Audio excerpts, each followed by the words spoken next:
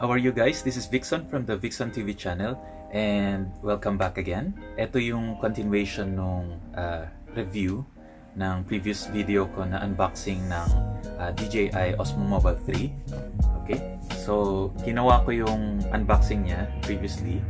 Then, ang gagawin ko ngayon is as much as possible, i-cover ko yung buong product, like yung review niya, and advantages and disadvantages again of the product para at least makita nyo kung if the product is right for you or not. Okay, let's start. Okay, and for the first part, ang changes na nangyari dito sa DJI OSMO Mobile 3 is the foldable design. So before, yung DJI OSMO Mobile 2, nakaganito lang siya. Hindi siya actually nafo-fold, and kung hindi siya travel size. So karamihan din ng mga gimbals sa market ngayon, hindi siya actually foldable or hindi siya pocket size.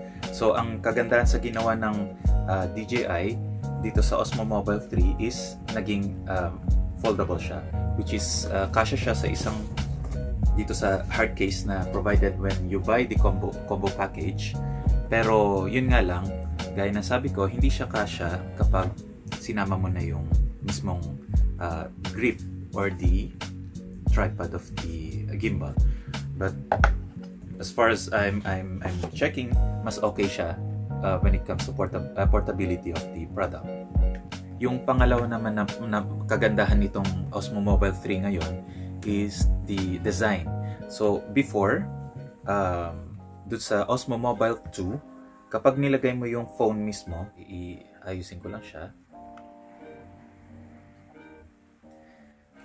Before, dun sa OSMO Mobile 2, yung mismong hinge dito, yung axis roller niya dito is naka-cover siya mismo dito sa may charging port or yung mismong headphone jack ng mostly ng mga mobile phones. So, nakaharang siyang ganyan. So, kung titingnan nyo sa DJI OSMO Mobile 3, hindi na siya nakaharang. So, pwede na kayong maglagay ng external mic or charging port. Pwede nyo na siyang i-charge gamit yung mismong charging port ng OSMO Mobile 3 or external mics or any other accessories na pwedeng ilagay dun sa lower part ng mobile phones nyo.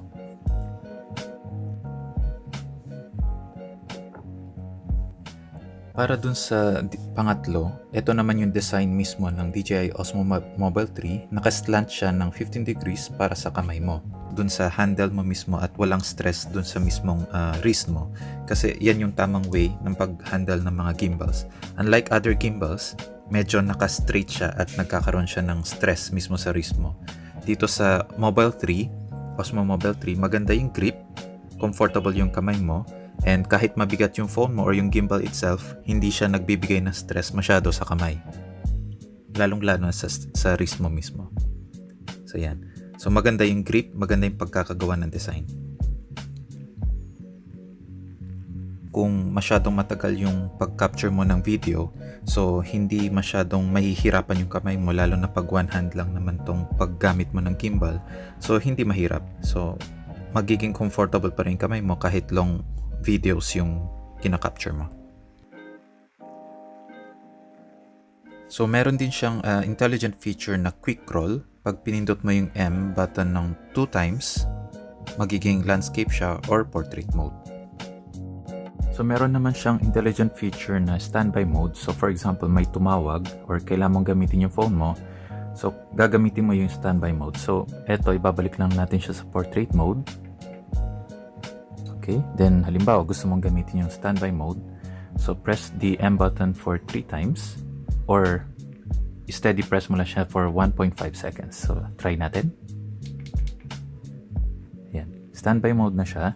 Then pwede mo na siya i-fold temporarily. This is also to save the battery of your gimbal. Pag halimbawa tapos ka na dun sa video mo, then proceed ka sa other locations, or gusto mong gamitin yung phone mo, na pwede mo i-save yung battery ng gimbal mo. This is on standby mode. So ibig sabihin, gumagamit pa rin siya ng battery, pero hindi siya ganun kalakas. So pwede mong gamitin yung phone mo unlike other gimbals, you have to turn it off, then remove the phone. Pero eto, pwede mo siyang gamitin. Okay? Then kung gusto mo siya ibalik, meron siya instruction dyan, so naka-standby mode siya. Then kung gusto mo siyang gamitin ulit, press the trigger twice to resume. So may trigger dito. So ibabalik lang natin siya, open. Then ito yung trigger. So press mo lang twice. Ready na ulit. Okay? So naka-turn off lang yung screen ng phone ko, pero bumalik na siya sa dati. So again, for standby mode, pwedeng press 3 times. Standby mode na siya. Then kung gusto mong pwede mo na siya i-fold. Then kung gusto mo siyang ibalik sa dati or gamitin ulit yung gimbal mo, press twice the trigger button.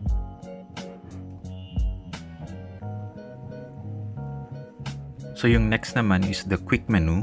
So para ma-access mo ito, kailangan mong pindutin yung M button, or by default kasi ito, pag click mo yung tatlong dots, naka-default siya by photo or record only. Pag pinindot mo once yung M button. So para ma-activate mo yung quick menu, i-change mo lang siya sa settings sa quick menu, then press mo lang once, lalabas na yung quick menu. So mas mabilis siya para mamili ng mga settings kung ano yung gusto mong gawin sa gimbal mo mismo.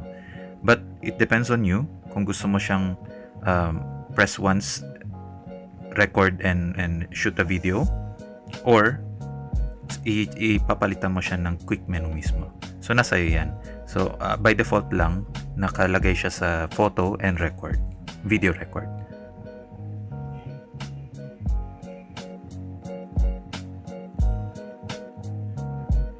So as per the manual, to charge your device, kailangan yung adapter na gamit mo is nagpo-produce ng 10 watts. So ito yung picture. Para malaman mo kung yung adapter mo is capable of producing the 10 watts, imo-multiply mo lang yung volts sa ampere. So makikita mo dito sa adapter na to is meron siyang 5 volts equals to 2 amperes. So imo-multiply mo lang yan 5 times 2, so magpo-produce siya ng 10 watts. Ito yung kadalasang nakakaligtaan ng mga reviewers or even the manuals kung ano yung tamang way ng pag-charge ng mga devices.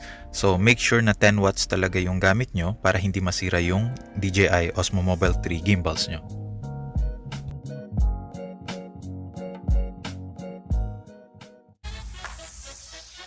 How to balance Osmo Mobile 3. Unfold the gimbal, hold the motor of the tilt axis, and rotate the phone holder, keeping the DJI logo on the phone holder facing forward. Attach your phone, ensuring that the camera is on the left. The phone may fall to one side if it is unbalanced. Continue adjusting the phone's position until it is balanced. Rotate the phone 90 degrees and may fall to one side if it is still unbalanced. Slightly adjust its position to the left or right until the roll axis is balanced. If the mobile phone remains level when released at different angles, Osmo Mobile 3 is balanced. Thanks for watching!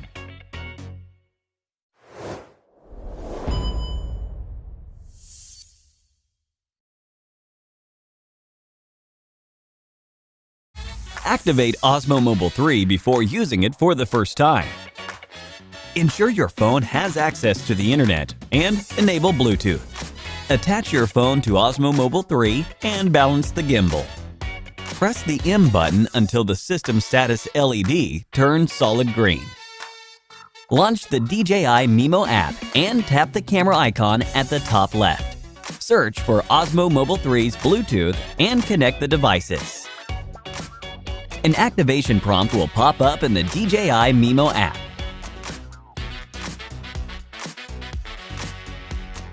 Enter your DJI account name and follow the instructions to finish the activation.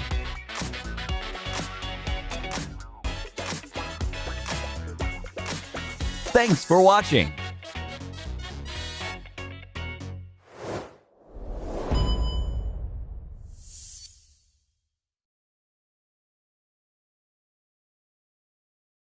Before updating the firmware, ensure your phone has access to the internet and is correctly mounted to Osmo Mobile 3, and that Osmo Mobile 3 has at least 30% battery. Power on Osmo Mobile 3 and launch the DJI Mimo app. After connecting your phone, a prompt will indicate that there is a firmware update available. Tap Found New Firmware to download the firmware package. After the download is complete, press Install. It will take 3 to 5 minutes to update, during which time the system status LED will alternate between red and green. When the update is successful, the system status LED will become solid green. A prompt will appear to indicate the update is successful. If a prompt indicating update failure appears in the app, restart the gimbal and try again. If the update fails multiple times, contact DJI technical support for help. Thanks for watching!